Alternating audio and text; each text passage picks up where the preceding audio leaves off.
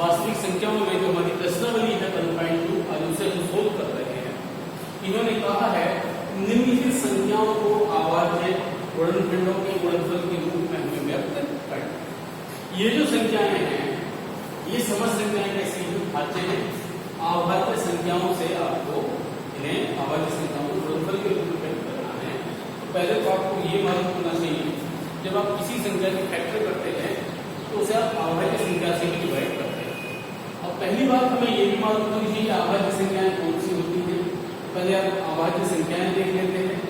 वो संख्याएं जो स्वयं के अलावा किसी और से ना घटती हो वो संख्याएं होती हैं अभाज्य, और वो संख्याएं जो स्वयं के अलावा भी अन्य अभाज्य संख्याओं से विभाजित हो जाती हैं वो भाज्य होती हैं। या दूसरे शब्दों में ये कह सकते हैं जिन संख्याओं के एक से अधिक गुणनखंड होते हैं वो संख्याएं भाज्य होती हैं, और जिन संख्या का सिर्फ स्वयं से विभाजित होती हैं वो संख्याएं अभाज्य होती हैं। अभाज्य संख्याएं हैं 2, 3, 5, 7, 11, 13, 17 और एक्सेट्रा हम बहुत आगे भी जा सकते हैं, ये अनंत भी जा सकते हैं। पहली बात हमें मालूम होनी चाहिए कि तो हमारा 2 है ये अभाज्य संख्या है, और एक संख्या है जो सम है अन्य अभाज्य संख्याएं हमें क्या मिलती हैं इसको प्राप्त होती है। अब हम बात करते हैं 140 के अभाज्य गुणनखंड के रूप में व्यक्त करना है। 140 के हम करते हैं फैक्टर। 2 से ये कैंसिल हो गया कितनी बार 70 बार, 2 से फिर काटा ये कितना हो गया 35 बार, और ये हमारा 5 सकते 35 साथी का हिस्सा। आप 140 को देख सकते हैं, क्या लिख सकते हैं 2 गुणा 2 गुणा 5 गुणा 7, या हम 140 को लिख सकते हैं 2 की घात 2 गुणा 5 गुणा 7। ये हमारा पहली संख्या का फैक्टर है। अब हम बात करते हैं दूसरी संख्या के फैक्टर की, जो हमारा कितना है 156। 156 के हम फैक्टर कर रहे हैं। 156 अंतिम अंक 6 है, इसका मतलब ये 2 से कट जाएगा। अपने 2 से इसे काटते हैं, कितनी बार गया 2 सत्ते 14, 1 बचा हो गया 16, ये हो जाता है 2 अट्ठे 16। इसके साथ फिर हमने इसे 2 से काटा, 2 दिया 6, 1 बचा हो गया 18, और ये हो जाता है हमारा 2 में 18। 3 से हम इसे कट करते हैं, कितना आ गया 13 बन जा 30। अब हम 156 के फैक्टर करते हैं। हमारे 156 के जो फैक्टर आते हैं वो हमें क्या प्राप्त होते हैं, वो प्राप्त हुए हमें 2 गुणा 2 गुणा 3 गुणा 1, या आप ये भी लिख सकते हैं तो 2 बार आया है तो 2 की घात 2 गुणा 3 गुणा 1। ये हमारा 156 का हमें फैक्टर प्राप्त होते हैं, तो अभाज्य संख्याओं के रूप में गुणनफल के रूप में हम व्यक्त करते हैं। अभी हम बात करते हैं थर्ड क्वेश्चन की। इसकी थर्ड क्वेश्चन हमारा क्या है, वो है 3850। अंतिम अंक 5 है तो 5 से तो कट जाएगा, लेकिन 5 से पहले एक और संख्या आती है अभाज्य संख्या 3। तो पहले हम इसके सब टोटल करके देख लेते हैं। ये कितना हो रहा है आपका 8 और 3 11, 11 और 2 13, 13 5 18। अगर किसी संख्या के अंकों का योग 3 से कट सकता है तो वो संख्या भी 3 से डिवाइड होती है। आपने अंकों का योग करते हैं कितना आता है 18, जो कि 3 से विभाज्य है। इसका मतलब है ये संख्या भी हमारी 3 से विभाज्य होती है। देखते हैं भैया हम इसे 3 से डिवाइड करते हैं, 3 8 में पढ़ा पड़ रहे हैं, 3 दूनी 6, बचता कितना है यहाँ पर हमारे 2 हो गया 22, 3 सत्ते 21 और 3 बचे 15। फिर बात करते हैं हम 3 से सिर्फ काटते हैं, ये आता है 3 चौक 12, 3 दूनी 6, 3 बचे 15। अब ये 3 से नहीं कट रही है तो अपने से ट्राई करते हैं इससे 5, 5 अट्ठे 40, 25, 5 5 3 5 सत्ते 35, 17 देखते हैं भाई 38-25 के जो हमारे फैक्टर आते हैं वो क्या आते हैं। 3825 के जो हमें फैक्टर प्राप्त होते हैं वो प्राप्त होते हैं 3 मल्टीप्लाई 5 मल्टीप्लाई 7। इसके बाद हम देख सकते हैं 38-25 की जो हमें फैक्टर मिलते हैं तो ये फैक्टर प्राप्त हुए। यहाँ पर आप देखते हैं 3 कितनी बार है, 2 बार है, इसको 3 की घात 2। 5 कितनी बार है, 2 बार है, तो ये 5 की घात 2 गुणा 7। ये हमारे 3825 के हम फैक्टर मिलते हैं। फैक्टर हमें 9th क्लास में पढ़े होंगे, लेकिन 8th क्लास में हमने फैक्टर पढ़े हैं, इसलिए हमें सही से फैक्टर हमने भी चुने। मैं अगले क्वेश्चन की बात कर रहा हूँ। अगला क्वेश्चन है हमारा 500 और 5005, जिसके हमें फैक्टर याद हैं। चौथे क्वेश्चन की बात करते हैं।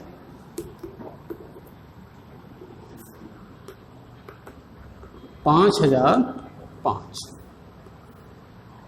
देखते हैं। 5005 का हम फैक्टर कर रहे हैं, तो ये कितने से डिवाइड है, ये डिवाइड है हमारा 5 से। ये 5 से डिवाइड होता है, तो आप देखते हैं कितनी बार गया, 5 एकन 5 0 0 5 एकन 5। 5 के बाद हम ट्राई करते हैं कितना अभाज्य संख्या आती है हमारी, कितनी 7। तो हम 7 से ट्राई करते हैं, देखते हैं 7 से जब डिवाइड करते हैं तो 7 एकन 7 बचा कितना 3, ये हो गया आपका 30। 30 में जब आप 7 का पहाड़ा पढ़ेंगे तो कितनी बार जाएगा, 4 बार। 7 चौक 28 बचता है 2, हो गया 21, 7 तिया 21, ये हो गया 143। 3 और 1 4 और 1 4, इसका मतलब ये संख्या किससे डिवाइड है, 11 से। 11 एकन 11 बचता है कितना 3, और ये कितना हो गया 33, 11 तिया 33। 13 एकन 13। अब आप देख सकते हैं जो आपको 143 के गुणनखंड में 5005 के जो गुणनखंड प्राप्त होते हैं वो आपके हैं 5 गुणा 7 गुणा 11 गुणा 13। अब हम बात करते हैं अंतिम नंबर की, जो है हमारा 7429। ये हमें डिवाइड करना है। तो अब हमें देखना है अभाज्य संख्याएं हैं, तो अभाज्य संख्याओं से ही ट्राई करेंगे। हम ट्राई करते हैं इसे 17 से। अगर 17 से ट्राई करते हैं तो ये कितनी बार आता है, 7 तिया 51, 7 चौका 68, 4 बार चला गया, बचा कितना 6 68, तो ये बचता है हमारा 6, हो गया 62, तो 7 तिया 51, बचा कितना 11 119, तो 7 चौका 64, बचा 6, 7 तिया 51, बचता है हमारा 11, 7 7 119। अब ये 17 से तो कट नहीं रहा है, तो हम किससे ट्राई करते हैं, 19 से ट्राई करते हैं। 19 दूनी 38, बच्चे कितने 5, हो गए 57, 19 तिया 57, 23 एकन 23। 7429 के जो हमें फैक्टर मिलते हैं, प्राइम फैक्टर, वो 17 मल्टीप्लाई 19 मल्टीप्लाई 23, ये हमें फैक्टर मिलते हैं। इसी के साथ हमारा पहला सवाल समाप्त होता है। हमें ध्यान से ये सवाल को सोल्व करना चाहिए। बात करते हैं हम दूसरे क्वेश्चन पे। इन्होंने कहा है कि जो युग्म दे रखे हैं उसका एचसीएफ और एलसीएम ज्ञात कीजिए। एचसीएफ मतलब मासा और एलसीएम मतलब आपको लासा निकालना है, जो हमने शायद 7th क्लास से सीख रखा है। इसके अलावा हमें एक चीज और निकालनी है, हमें जांच करनी है कि दो संख्याओं का जो गुणनफल है वो बराबर होता है एलसीएम और एचसीएफ के। तो हम पहला सवाल हल करते हैं। 26 और 91 का इन्होंने युग्म दे रखा है, तो पहले हम 26 और 91 की क्या निकालते हैं, हम फैक्टर निकाल लेते हैं। 2 से कितनी बार गया, 13 बार, और हम 91 के भी फैक्टर कर लेते हैं।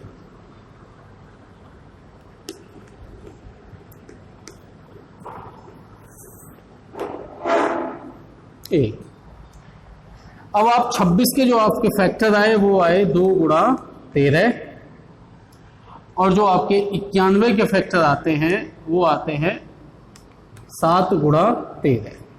आप SCF निकालते हैं, तो SCF निकालते हैं तो SCF का क्या होता है, जो कॉमन है उसकी छोटी घात लेते हैं। तो कॉमन क्या है 13, और दोनों की घातें कितनी, एक समान है, तो जो दोनों में कॉमन हो, दोनों में कॉमन है 13, तो हमारा SCF हो गया 13। यदि हम LCM की बात करते हैं तो LCM में क्या करते हैं, जो हमारा SCF होता है वो हम ले लेते हैं, प्लस जो हमारे और फैक्टर बच गए थे जैसे 2 और ये 7, ये हमारे बच गए थे, इन्हें भी हमें क्या होता है लेना होता है। तो अब हम देखते हैं हमारा LCM क्या आता है। हमारा LCM आता है 13 गुणा 14, 7 दूनी 14, 14 तिया 42 के 2, हासिल लगे 4, 14 के 14 और 4 18, तो हमारा LCM आता है 182। SCF कितना आया 13। पहला पार्ट हमारा हल हो चुका है, इन्होंने कहा है LCM और SCF ज्ञात कीजिए। इसके बाद इन्होंने कहा नहीं, अब आपको जांच करनी है दो संख्याओं का गुणनफल। तो अब हम क्या करते हैं, इसकी जांच करते हैं।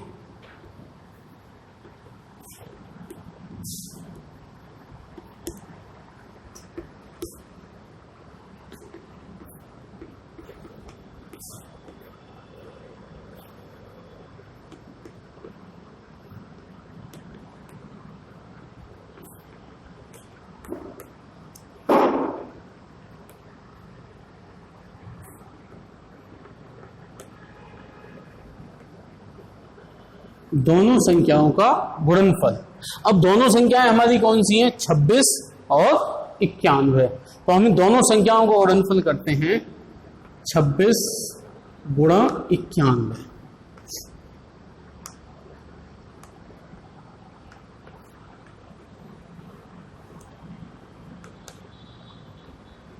नौ छक्का 54, हासिल लगे 5 और 9 दूनी 18 और 5 19।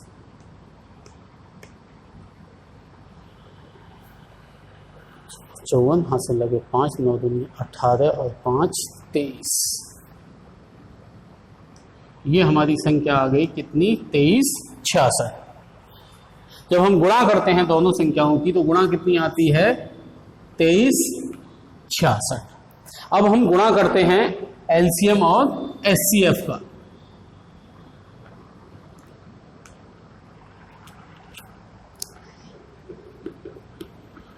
SCF और LCM। LCM कितना था हमारा 13 और SCF था हमारा 13 और LCM कितना है हमारा 182। 13 गुणा 182। आप गुणा करते हैं, 13 दूनी 26, हासिल लगे आपके कितने 2, 13 अट्ठे 104 और 2 106, हासिल लगते हैं आपके 10, 13 13 और 10 23। अब स्पष्ट हो जाता है, आप देख सकते हैं दोनों संख्याओं को जो आपका गुणनफल आता है वो कितना आता है 2366, और SCF गुणा LCM भी कितना आता है 2366। दोनों क्या है, समान हैं। आप लिख सकते हैं अतः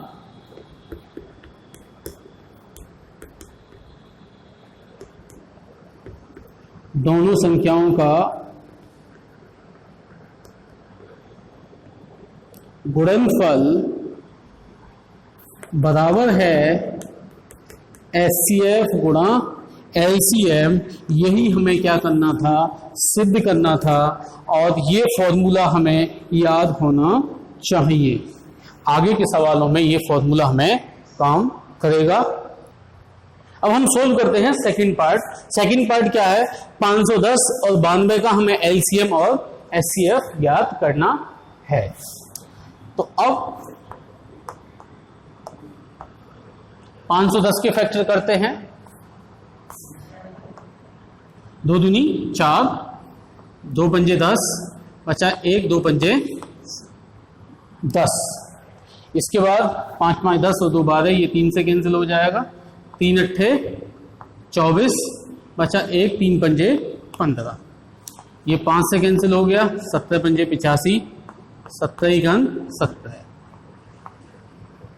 आप 510 के फैक्टर लिख सकते हैं 2 गुणा 3 गुणा 5 गुणा 17। अब हमें फैक्टर किसके करने हैं? 92 के। अब 92 का फैक्टर करते हैं तो देखते हैं अंतिम अंक कितना है, 2 है। इसका मतलब ये 2 से डिवाइड हो जाता है। तो 2 चौक 8, 2 छक्का बाद है, फिर 2 से हमने डिवाइड करा, कितना हो गया ये 23, और फिर हमने इसे 23 से डिवाइड करा, कितना हो गया 1। अब 92 के फैक्टर करते हैं तो आपका आता है 2 गुणा 2 गुणा 23। अब आप निकालते हैं क्या इसका HCF। HCF कितना आता है जो दोनों में कॉमन हो? दोनों में कॉमन क्या है? दोनों में कॉमन है आपका 2, तो यही आपका क्या हो गया HCF हो गया 2। LCM में जो हमारा HCF होता है वो ले लिया हमने 2। इसके बाद जो हमारे अवयव बचे वो समस्त अवयव हमें लेने पड़ेंगे। तो वो कितने बचे? 3 गुणा 5 गुणा 17, यहां से बचता है हमारा 2 और यहां से बचा 23। अब हम इनकी गुणा करते हैं तो हमें एलसीएम कितना मिलता है? 3 दूनी 6, 6 पंजे 30, 30 दूनी 60। 17 से पढ़ा पढ़ते हैं, 17 तिया 51, हासिल लगे 5, 17 दूनी 34 और 5 39। 6 से पढ़ा पढ़ते हैं 0, 6 एकन 6, 6 नेमा 54, हासिल लगे 5, 6 तिया 18 और 5 23। एलसीएम आ जाता है हमारा कितना? 23,460। अब हम निकालते हैं दोनों संख्याओं का गुणनफल। अब हम करते हैं क्या? जांच।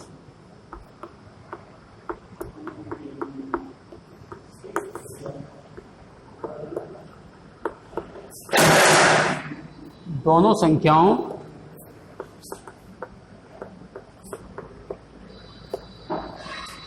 का गुणनफल। दोनों संख्याएं क्या क्या है हमारी? 510 गुणा 92। जब हम इनकी गुणा करते हैं तो हमें मिलता है 46,920, ये हमें प्राप्त होता है। अब हम HCF गुणा LCM करते हैं तो HCF कितना है हमारा 2, LCM कितना है 23,460, गुणा करते हैं 2, 4 दूनी 8 और 1 9, 6 और 4। आप देखते हैं दोनों संख्याओं का गुणनफल बराबर है LCM गुणा HCF। तो आप लिख सकते हैं अतः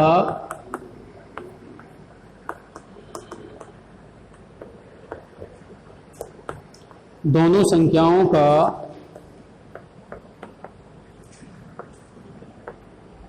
गुणनफल बराबर HCF गुणा LCM। यही हमें क्या करना था? सिद्ध करना था। इसी के साथ हमारा दूसरा क्वेश्चन समाप्त होता है और तीसरा क्वेश्चन सभी स्टूडेंट स्वयं हल करेंगे।